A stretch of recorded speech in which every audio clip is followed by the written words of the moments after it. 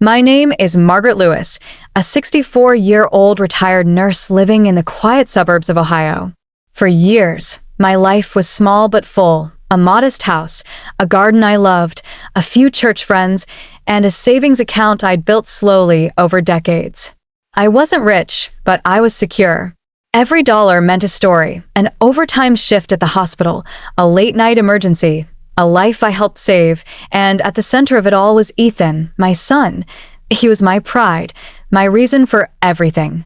When his father passed away from cancer 15 years ago, Ethan was only 17. I worked double shifts to keep us afloat. I sold my jewelry, my car, even refinanced the house. But I never let him see me break. I wanted him to believe the world was still kind, that his future was still bright. He did well. College on a scholarship, a job in finance, and then the big announcement.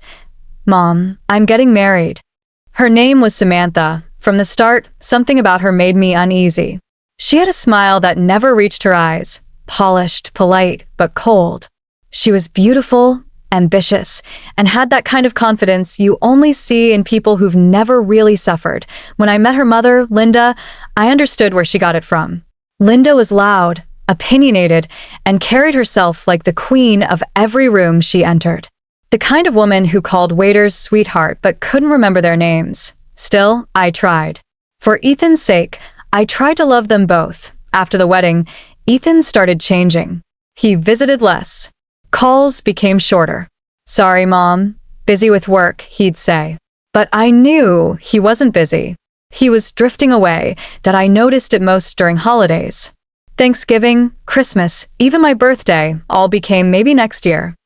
And then came the money, and IT started small. Mom, can I borrow a few hundred? Just until payday. I never hesitated. He was my son. Then it became thousands. Mom, Samantha lost her job. We're behind on rent. I'll pay you back next month. Next month never came, that I told myself it was fine. That's what mothers do. We sacrifice. But what I didn't know then was that my sacrifices were about to become his opportunity. The day everything changed, it was a cold Tuesday morning in February. I woke early, made coffee, and sat down at my kitchen table to check my emails, something I rarely did. Among the usual spam and church newsletters was a message from my bank. Subject: account withdrawal alert, $48, 000. I froze. My heart began to pound so hard it felt like my chest might burst. I logged into my account, hands trembling. The balance read $0.00. Did every cent gone. The retirement savings I'd spent a lifetime building disappeared overnight. Did I called the bank immediately. They confirmed multiple transfers had been made, all to an account under Ethan Lewis. My world collapsed. I tried calling him. No answer. I texted. Nothing. By evening, panic had turned to desperation. I drove to his apartment, only to find it empty. A neighbor told me they'd moved out 2 days ago. Some kind of vacation, she said, vacation. While I sat in my kitchen trying to figure out how to pay my bills, my son, had emptied my account and vanished. I went home, sat in the dark, and cried until the sun came up. The discovery 3 days later. I got a message from my friend, Janet. Margie, are you on Facebook lately? She asked that I hadn't been. I didn't use social media much. She sent me a screenshot. There they were, Ethan, Samantha, and Linda, all smiling on a tropical beach in Hawaii. Champagne glasses in hand. The caption read, "Family getaway. We deserve this break after everything." Family, they looked happy. Free. Careless, that I felt something inside me shift. Something hard, something dark, that I wasn't just heartbroken. I was angry. For years, I'd been the nurse, the caretaker, the mother who gave and gave. Now, I was the fool who'd been robbed by her own child. And as I sat there, staring at that photo, I realized something. They thought I was weak. They thought I'd cry, then move on. They thought I'd forgive. But they were wrong. Did I wipe my tears, closed my laptop, and whisper to myself, "You don't know me, Ethan. Not really. You took my money. Now I'll take back my power." The morning after I saw that beach photo, the world felt quieter, almost too quiet, the kind of quiet that comes before a storm. For the first time in my life, I didn't make coffee. I didn't water my plants or open the blinds. I sat in the same chair where I'd learned my son had betrayed me, and I stared at nothing. Grief is strange. It doesn't arrive all at once. It seeps in, slow, steady, like water, through cracks. By day 3, my grief had turned into something else. Resolve. I didn't want to destroy him. Not yet. I wanted him to understand. To feel, but revenge, I realized, wasn't about rage. It was about control. And for once, I would have it. The visit to the bank. I went back to the bank the next day. The teller, a kind young woman named Angela, recognized me right away. "Oh, Mrs. Lewis," she said softly. "We're so sorry about what happened." She pulled me into a small office where the branch manager, Mr. Harris, waited. He looked at me with sympathy that almost broke me all over again. "I've reviewed your case," he said gently. "The transfers were authorized under your online credentials. We can't reverse them unless we prove fraud." I frowned. "But I didn't make them." "My son," he held up a hand. "Unless you file a police report, our hands are tied." Police. The word felt like a punch. Report my son? My only child. I walked out without saying a word. A friend's advice that evening. My friend Janet came over. She's one of those women who doesn't sugarcoat anything. "Margie," she said, setting down a casserole on my counter. "You need to stop crying and start thinking." I looked up, my eyes swollen. "He's my son, Janet. And he stole from you," she said firmly. "You worked 40 years for that money. If it were anyone else, you'd have him arrested." I stayed silent. Janet sighed. "Fine. Don't go to the police. But do something. Sitting here won't fix it." She was right. That night, I opened my laptop again. The same photo glowed on the screen. Ethan, Samantha, and Linda clinking glasses by a turquoise ocean. This time, I noticed something new. Behind them, a hotel sign. The Orchid Sands Resort. I Googled it, 5-star luxury in Maui. Suite starting at $2,500 a night. My stomach turned. I printed the photo and pinned it to my fridge. I needed to remember what betrayal looked like. A visit from the post a week later. I got an unexpected call. It was Officer Grant, a local policeman I'd met years ago through church. He'd heard about what happened. Small towns talk fast. "Margaret," he said kindly, "I can't file a report without your consent, but I can give you advice." He paused. "You may not be ready now, but keep your evidence. Emails, texts, bank statements, everything. You'll thank yourself later." After we hung up, I started organizing. I printed every transaction, every email, every record of the transfers. As I did, something strange happened. The more I worked, the calmer I felt. For the first time in weeks, I had a purpose. The return 3 weeks later, I got a call from an unknown number. It was Ethan. "Hey, Mom." His voice was casual, almost cheerful, like nothing had happened. "Ethan," I said quietly. "Where are you?" "Oh, we just got back from Hawaii," he said, like it was the most normal thing in the world. "It was amazing. You'd love it there." I gripped the phone tighter. "How nice. And how did you pay for it?" There was a pause. "What do you mean?" "You know exactly what I mean," I said. "You emptied my account." He sighed. "Mom, don't make it sound so bad. I was going to put it back." "When?" I snapped. "When you decided I didn't need it anymore?" He groaned. "Look, Samantha's mom had some health issues. We wanted to take her somewhere relaxing. I'll pay you back soon." I laughed bitterly. "Do you even hear yourself? You stole from me to take your mother-in-law on vacation." "Stop being dramatic," he said, his tone shifting. "It's just money. Just money." Those 2 words hit me like a knife. For him, it was just money. For me, it was everything. Years of sacrifice, every double shift, every lonely night I hung up, and in that moment, something inside me hardened. The plan begins the next morning. I called Janet. "You still have that cousin in real estate?" "Yeah," she said cautiously. "Why?" "Because I'm selling the house," I said flatly. "Every memory here hurts." "Where will you go?" "I'll rent something smaller, near town. And then I'll start over." But that wasn't my real plan. That I didn't just want to start over. I wanted to rebuild smarter. If Ethan wanted to play games, I'd play better ones that I started with my will. I rewrote everything. Not a single dollar would go to him. Instead, I named the local children's hospital as my beneficiary. The same hospital where I'd spent most of my career saving lives while he grew up in safety. Then I opened a new bank account at a different institution, under my maiden name, Margaret Dean. Quietly, I began moving small sums of money there. My pension, my annuity checks, everything that came in. Ethan didn't need to know a thing. A message left unread weeks passed. I didn't hear from him until one night a text appeared. Ethan. Hey mom, can you help us out again? Samantha's mom had a car issue. Just a few thousand. I stared at the screen, my heart pounding, not from pain this time, but from control. I typed back, me. Sure, come over tomorrow. I'll have it ready. When he arrived, I watched him step out of a shiny new car. He smiled like the son I used to know. Hey mom. I hugged him, and as I did, I whispered to myself, this is the last time you'll ever fool me. We sat down. I handed him an envelope. He smiled. Thanks, Mom. You're the best. He left without even opening it. Inside that envelope wasn't money. It was a note. The next time you steal from me, I won't be the one losing something. The calm before the storm that night, I felt a strange peace, like I was standing at the edge of a storm I'd finally decided to face, but I wasn't done. Not by a long shot.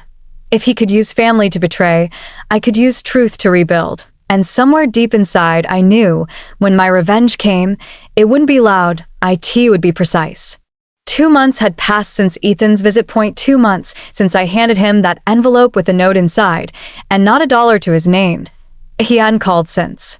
Not once, first. I thought the silence would hurt. But strangely, it didn't. Silence gave me space to breathe, to plan, to become someone new. The woman I used to be, the soft, forgiving mother, was gone. The woman I was becoming was sharper, smarter, and she was just getting started at a new beginning. I sold my house in March. It was bittersweet. 40 years of memories boxed into moving trucks. As I stood in the empty living room, sunlight streaming through the windows, I whispered, "Goodbye, Ethan's mother." "Hello, Margaret Dean." I moved into a small townhouse closer to town. Cozy, quiet, and perfect for disappearing, and no one here knew me as the woman whose son robbed her. I was just another retiree with a friendly smile and a secret plan. Gathering information revenge isn't just about payback, it's about precision. And to be precise, I needed information. I started with Samantha and her mother. Linda, a little online digging revealed more than I expected. Linda had filed for bankruptcy 3 years ago. She'd racked up debts in her late husband's name, then walked away clean. Samantha, meanwhile, had a record. A dismissed fraud case involving stolen credit cards when she was 22. I sat back in my chair, smiling bitterly. Of course, Ethan didn't just marry a liar. He married her reflection. The phone. Callie waited until Friday evening before making my move. I called Linda. "Hello," she answered, her voice dripping with that fake sweetness I remembered. "Hi, Linda. This is Margaret." "Oh." "Margaret, how are you, dear? We've been meaning to call." I bit back a laugh. "I'm sure you have. Listen, I won't keep you long. I just wanted to thank you." "For what?" "For teaching my son how to lie." Silence. "I don't know what you're implying." "Oh, I think you do," I interrupted. "Tell Samantha I found her little record in Miami. And tell Ethan the next time he touches a dime of mine, I'll have every reporter in Ohio digging into your family's past." She inhaled sharply. "Are you threatening me?" "No, Linda." "I'm informing you. You picked the wrong mother to steal from." Then I hung up. That night, for the first time in months, I slept like a baby. The unexpected visit the next morning. There was a knock on my door. I opened it to find Ethan standing there, pale, nervous, and alone. "Mom, what did you say to Linda?" I folded my arms. "Why don't you tell me what you did first?" He sighed. "Look, Samantha's been stressed. You shouldn't have called her mom. You made things worse." "Worse." I laughed. "Ethan, you stole from me. How much worse could it get?" He rubbed his temples. "You don't understand."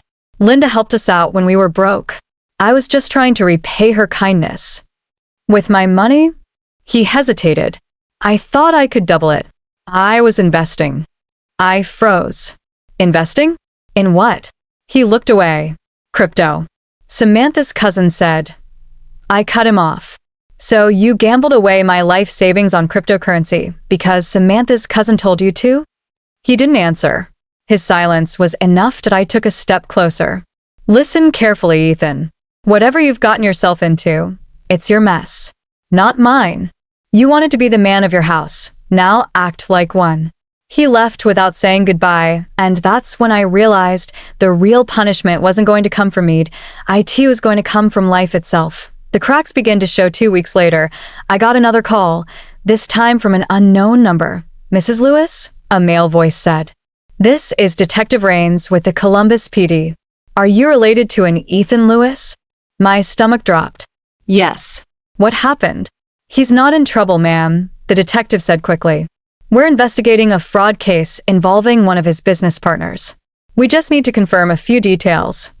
Fraud, of course. I gave them what they needed, politely, calmly, and hung up. Then I sat back, staring at the ceiling, whispering, You wanted easy money, Ethan. Well, easy money always comes with hard lessons. Revenge. Redefine my original plan had been simple, to expose Samantha and Linda, to make Ethan realize the cost of betrayal. But now, the universe seemed to be doing the work for me. I didn't need to scream, or destroy, or humiliate. I just had to wait. I focused instead on rebuilding my life. I volunteered part-time at the children's hospital, the one I'd left my inheritance to. The nurses remembered me, and the kids reminded me what love really looked like. Each time a child smiled up at me, I felt something heal, and slowly, I began to understand. Revenge wasn't always about pain. Sometimes, it was about peace. The letter one evening, as spring rain tapped gently against the window, I found a letter slipped under my door. It was from Ethan. Mom, I don't expect forgiveness. I just want you to know I lost everything. Samantha left. Linda moved to Florida. The investments crashed.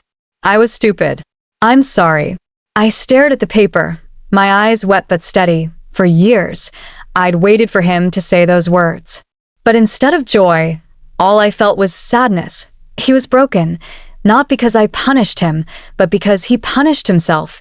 And maybe that was enough. The quiet revenge that night, I sat at my kitchen table, the same place where my world had once fallen apart, and wrote my final message to him, asterisk. Ethan, I loved you before you were born. I would have given you everything, and I did. But you mistook love for weakness. Life has shown you otherwise. I forgive you, but forgiveness doesn't mean forgetting, Mom. Asterisk, I sealed the envelope, placed it by the door, and felt a peace I hadn't known in years, because revenge, I realized, wasn't destroying him. It was watching him finally face himself. The letter I'd sent Ethan was meant to be the end, a quiet full stop at the end of a painful chapter. But life, as it turns out, doesn't believe in clean endings. It likes to circle back, to test the wounds you thought had already healed. It was late autumn when my past knocked, literally, on my door. An unexpected knock. It was a Saturday morning. The air outside was crisp, golden leaves swirling across the driveway. I was making coffee when the doorbell rang. When I opened the door, my breath caught. There stood Ethan, thinner, older, a shadow of the confident young man I'd once known. His hair was unkempt, his clothes wrinkled. But it was his eyes that broke me, hollow, tired, lost. Hi, Mom, he said quietly. I froze. Ethan, what are you doing here? I didn't know where else to go. There was something in his voice, a kind of humility I'd never heard before. I stepped aside. Come in. He walked into my living room, glancing around at the cozy space. You moved, he said softly. Yes, I replied.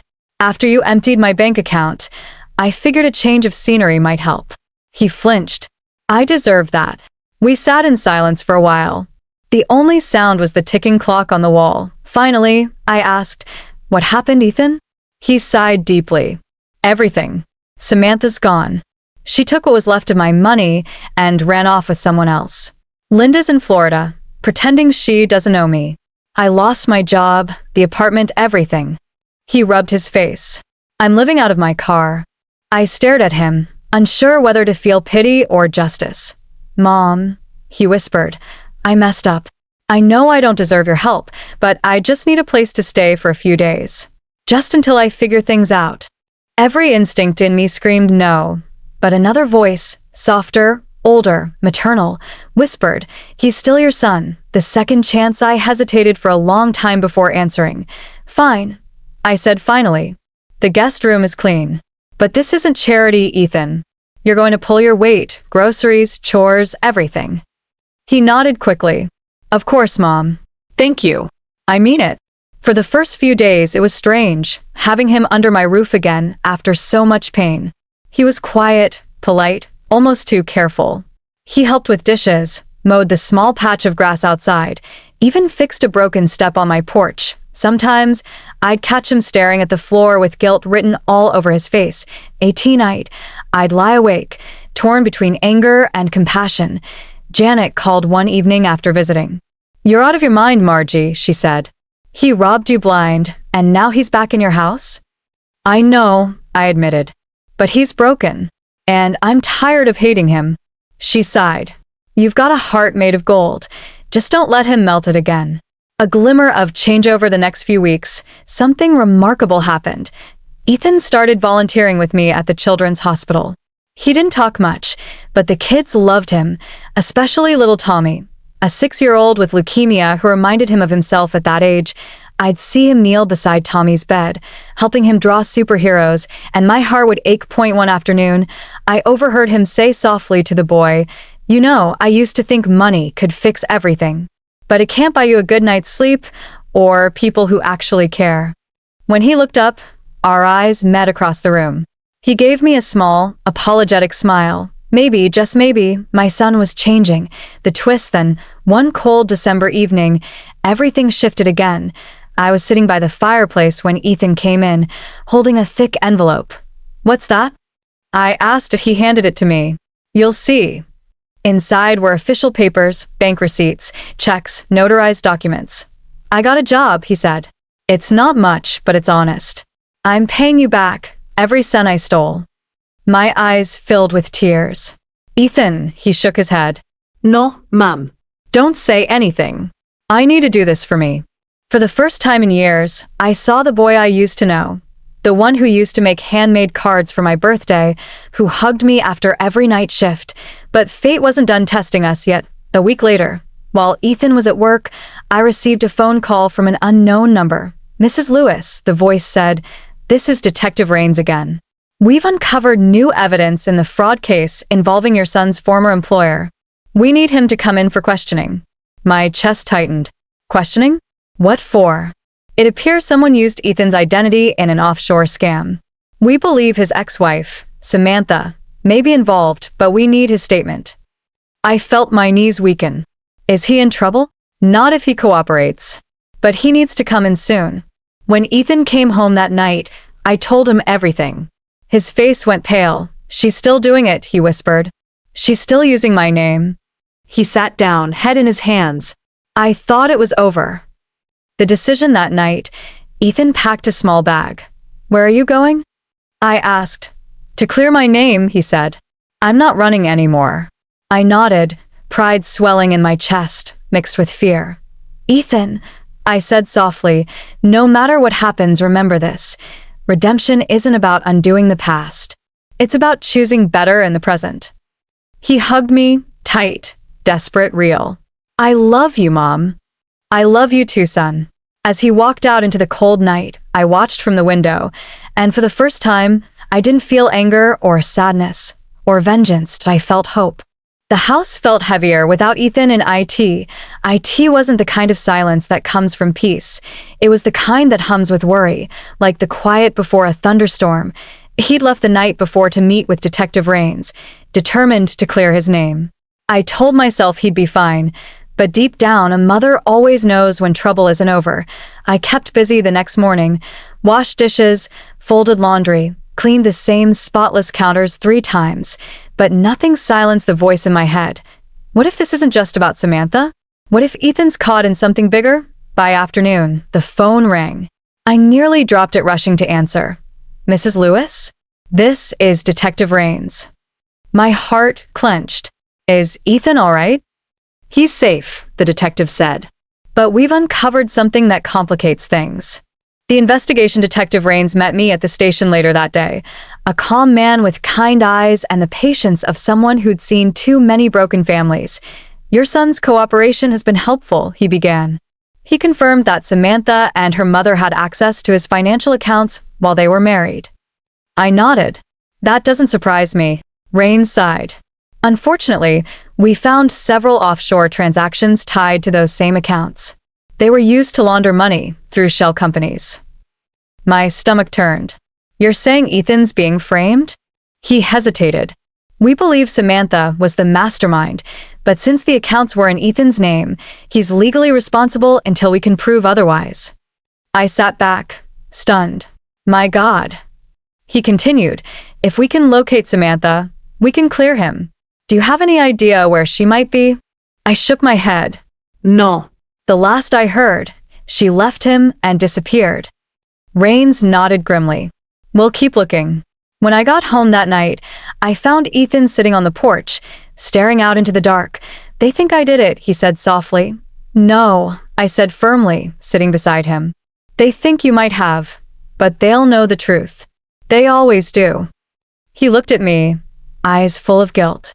You still believe in me, after everything I did? I reached over and squeezed his hand. I believe in who you can be. That's what a mother does. The message from the past 2 weeks later, an email appeared in my inbox with no sender name, just the subject line, "You should have stayed out of this." Attached was a single photo, Samantha, sitting at a cafe somewhere tropical, sunglasses on, a cocktail in hand, and I in the background, the same man who'd once introduced Ethan to the investment deal. It was clear as day. She wasn't hiding. She was mocking. My pulse quickened. I forwarded the email straight to Detective Rains. Within hours, I got a reply. Thank you, Mrs. Lewis. This is exactly what we needed. For the first time in months, I felt something shift. Hope, small but solid. The trial of truth weeks passed. Then, one cold January morning, the phone rang again. Mrs. Lewis, said Rains. We found her. Samantha's been arrested in Miami on wire fraud charges. We've linked her transactions to your son's account. Ethan's being cleared. I pressed a trembling hand to my mouth. Thank God. When Ethan came home later that night, I told him the news. He sank to his knees, tears spilling freely. I don't deserve this, Mom. I don't deserve you. I knelt beside him. You don't have to deserve forgiveness, Ethan. You just have to want it. He hugged me tightly, the kind of hug that erases years of pain in one desperate moment. The press and the pressure the next few days were chaos. The local news picked up the story. Ohio man cleared in massive fraud case. Cameras showed up outside our little townhouse. Reporters wanted quotes, photos, interviews. I kept them away, but one afternoon, as I returned from the hospital, I saw a camera crew parked across the street. Mrs. Lewis, one of them called. Do you feel vindicated? I paused, then said quietly, I don't believe in revenge. I believe in truth. And sometimes, that's the hardest thing to wait for. They didn't know what to do with that answer. I went inside, shut the door, and finally, let myself cry. The confrontation a week later, we received a letter from Samantha's lawyer. She was facing years in prison, but she wanted to make a statement, to apologize. Ethan refused to read it. I don't want her words. She's already taken too much of my life. But I did read it. It was a pathetic attempt at justification. She blamed stress, her mother, bad luck, everything but herself. The end, she wrote. I hope you can both move on. You were never meant to be my enemy, Margaret, just collateral. I tore the letter in half. Collateral. That's what she called us. People like Samantha didn't feel guilt. Only regret when they got caught, but I wasn't angry anymore. I'd already won. Not by destroying her, but by surviving her. The quiet victory spring arrived early that year. The world outside began to bloom again. And in a strange way, so did we. Ethan started working full-time at the Children's Hospital, helping with fundraising and patient support. He even started night classes in accounting to finally learn how money really works, he joked. Sometimes I'd find him sitting with Tommy, teaching him simple math through Monopoly. Laughter echoed through the halls again. Something I hadn't heard from him in years. One afternoon, as we walked home, he said softly, "Mom, I don't know how to thank you." "You don't have to," I said. "Just live better." Thanks enough. He smiled, genuinely this time. "I will." The true revenge that night, I sat at my kitchen table, the same spot where I'd once cried over a drained bank account. Now I smiled. Revenge wasn't the fire that consumed. It was the quiet rebuilding afterward. The peace that comes from watching life restore what betrayal stole. I took out my journal and wrote one final line beneath the date. He took everything, but in losing him, I found myself again.